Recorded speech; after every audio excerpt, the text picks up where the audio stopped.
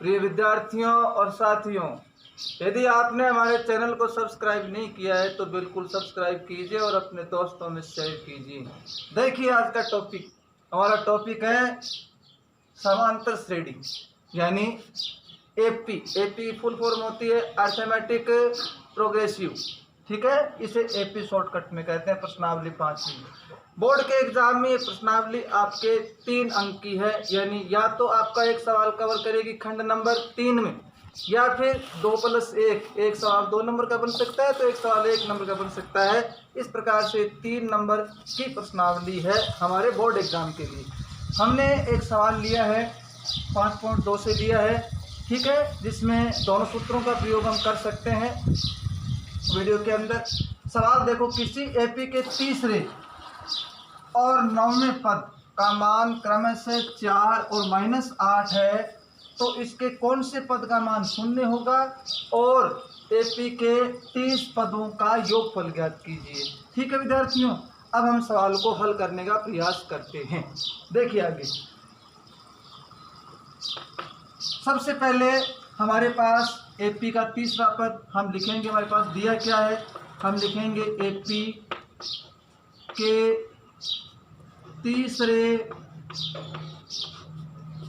पद का मान, तीसरे पद का मान हमारे पास है 4, ठीक है। इसके बाद एपी के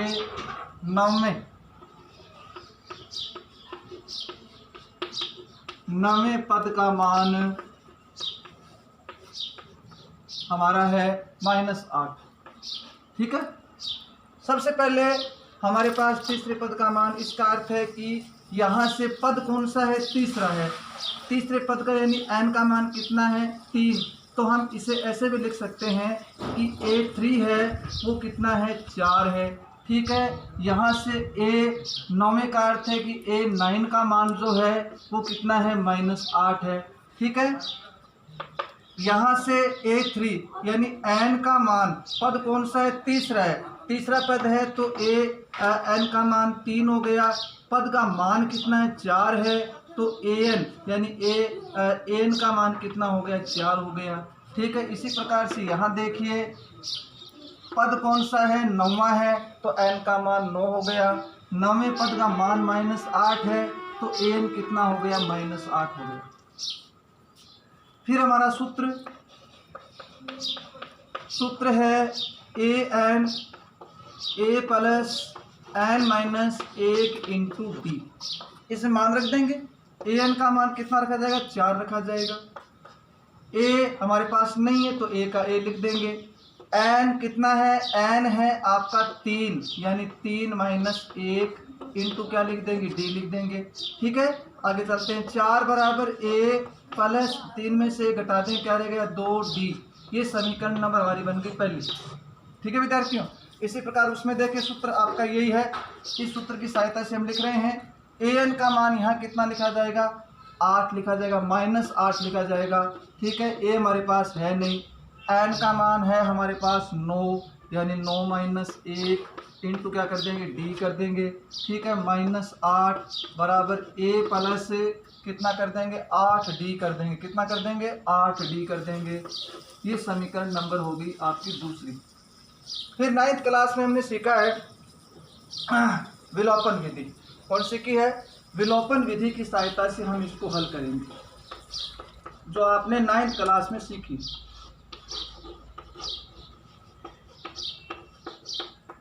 विलोपन विधि से हम इन समीकरणों को हल करेंगे। तो देखिए, 4 बराबर a + 2d, ये समीकरण पहली। दूसरी है -8 बराबर a + 8d, समीकरण नंबर दूसरी। चिन्ह चेंज कर दो, प्लस माइनस माइनस घटाने पर, ठीक है। a से a का विलोपन हो गया, कैंसिल हो गया। +8, ये चिन्ह अब मान्य नहीं है। +8 और 4 कितने हो गए, +12 हो गए। 8 में से हम 2 घटा देंगे तो -6d रह गए, ठीक है। यहाँ से हम मान निकालेंगे। तो डी का मान हो गया 12/-6, काटेंगे तो कितने आ गए -2, इसलिए डी का मान कितना आ गया -2 आ गया। आगे देखते हैं विद्यार्थियों, आगे देखिए विद्यार्थी, हम डी का मान जो -2 निकाला था वो समीकरण नंबर 1 में रखेंगे। समीकरण नंबर आपकी 1 ये रही, इसे मान रख दो 4 बराबर a प्लस 2 इंटू डी का मान -2, ठीक है। आगे चल तो यहाँ गुणा करेंगे इनको, तो 4 बराबर क्या करेंगे a प्लस प्लस माइनस गुणा के अंदर माइनस हो गए, ठीक है, -4 हो गए। इसको इस साइड लेके आएंगे तो a का मान हो गया 4 + 4, यानी a का मान हो गया हमारा 8, ठीक है। a का मान 8 हो गया। d का मान हमने निकाला है -2। अब देखिए हमारा जो पहला भाग पूछा है, इसके कौन से पद का मान 0 है, तो शून्य है, तो ये an का मान, an क्या हो गया 0 हो गया। यहाँ से n गायब है, n गायब है, तो यहाँ से हम लिखेंगे कि an का मान 0 है, ठीक है। n यहाँ से हमारा गायब है, हमें यहाँ से n का मान निकालना है, ठीक है। यहाँ से हम सूत्र लिखेंगे, सूत्र हमारा है a plus n-1 into b है। an कितना है, an 0 है, a हम निकाला है 8, n गायब है, d कितना निकाला है -2, इसको इससे गुणा करेंगे बारी बारी से, तो -2 को n से गुणा करेंगे -2n, -2 को इससे गुणा करेंगे माइनस गुणा के अंदर क्या प्लस, 2 एकम 2 हो गए, 2 और 8 जुड़ेंगे तो कितना हो गया 0, 8 और 2 10 हो गए, 10 -2n, 2n को इस साइड भेज दो तो 2n बराबर कितने हो गए 10 हो गए। तो n का मान यहाँ से कितना हो गया 10/2, यानी कितने हो गए 5। पहला उत्तर आपका आ गया, 5वें पद का मान 0 होगा। इसी का दूसरा भाग देखिए दूसरे भाग में हम सूत्र लगाएंगे। यहाँ से हमारे a के मान क्या था, a का मान हमारा है 8, a का मान हमारा है 8, d का मान है -2 और n का मान कितना होगा 30 पदों का योगफल। तो दूसरे भाग के लिए n का मान कितना हो जाएगा 30 हो जाएगा, n का मान हो जाएगा 30, ठीक है। योगफल यानी आपको Sn ज्ञात करना है, क्या ज्ञात करना है Sn। तो सूत्र देखिए Sn बराबर n/2, 2a plus n-1 into D, ये सूत्र है, ठीक है। इसे मान रख देंगे, n का मान कितना है 30 है,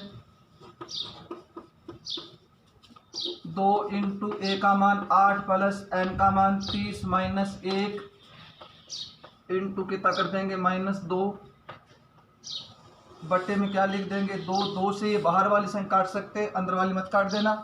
कितने आ गए 15 आ गए, ठीक है। 15 इंटू इसको मल्टीप्लाई कर देंगे, 8 दूनी कितने हो गए 16 हो गए, ठीक है। 30 में से 1 घटाएंगे, 29 इंटू कितने कर देंगे -2 कर देंगे। 15 इंटू 16 माइनस गुणते दूनी कितने होते हैं 58 होते हैं, कितने होते हैं भाई 58 होते हैं, ठीक है। फिर 15 इंटू माइनस से कितने रह गए 8 में से 6 गए 2 रह गए, ठीक है। 5 में से 1 गए, कितने रह गए 4 रह गए, माइनस से कितने रह गए 42 रह गए, ठीक है। इसको मल्टीप्लाई करेंगे तो प्लस माइनस गुणा के अंदर माइनस होता है, 15 दूना 30, हासिल करेंगे 3, 60 और 3 होते हैं 63, यानी 630। इसका क्या आ गया योगफल आ गया विद्यार्थियों, ठीक है। आगे देखते हैं हम। हाँ विद्यार्थियों, एक सवाल इसमें और देखिए, इंपॉर्टेंट सवाल बोर्ड के एग्जाम की दृष्टि से। 1 से 1000 के बीच 3 से भाज्य सभी विषम संख्याओं, ऐसा सवाल है, ठीक है। पढ़ने में गलती मत कर देना, विषम संख्या लिखा है, ठीक है। तो देखिए 1 से 1000 के बीच में 3 से भाज्य विषम संख्याएं, तो पहली संख्या क्या होगी 3 हो जाएगी। इसकी एपी बनाते हैं, क्या बनाते हैं इसकी एपी बना देते हैं, ठीक है। तो पहली संख्या 3 हो गई, ठीक है। उसके बाद में अगली संख्या क्या होगी, अगली संख्या आपकी हो जाएगी 6 तो होगी नहीं, 6 के बाद में क्या आता है 3 दूनी 6, ठीक है ना, 3 3 9, अगली संख्या 9 होगी क्योंकि विषम की बात कर रहे हैं, ठीक है, सभी विषम संख्या हो तो 3 और 9 के बाद में क्या हो जाएगा 15 हो जाएगा, ठीक है, डैश डैश डैश। अंतिम संख्या क्या होगी, 1000 तो हो नहीं सकती क्योंकि 1000 में 3 का भाग जाता भी नहीं है, तो 999 हो जाएगी। कितनी हो जाएगी भाई 999 अंतिम संख्या होती है 3 से भाज्य इस लिस्ट के बीच में। तो देखिए यहाँ से हमारे पास कौन कौन से मान आते हैं। प्रथम पद की बात करें तो प्रथम पद हमारा ए कहलाता है। प्रथम पद ए का मान कितना हो गया भाई 3 हो गया, ठीक है। सार्वय अंतर, सार्वय अंतर डी का मान कितना हो गया a2 माइनस a1। सूत्र की सहायता से मान निकालेंगे, a2 माइनस a1 यानी 9 माइनस 3 कितना हो गया भाई 6 हो गया, ठीक है। इसके बाद में हम ये जो मान है अंतिम पद का मान है, ये अंतिम पद का मान है तो ये an का मान कहलाता है। क्या कहलाता है an, यानी अंतिम पद का मान। अंतिम पद का मान an कितना है 999 है। तो यहाँ से हमारा n गायब है, n गायब है तो सूत्र कौन सा लगेगा विद्यार्थियों, an वाला लगेगा।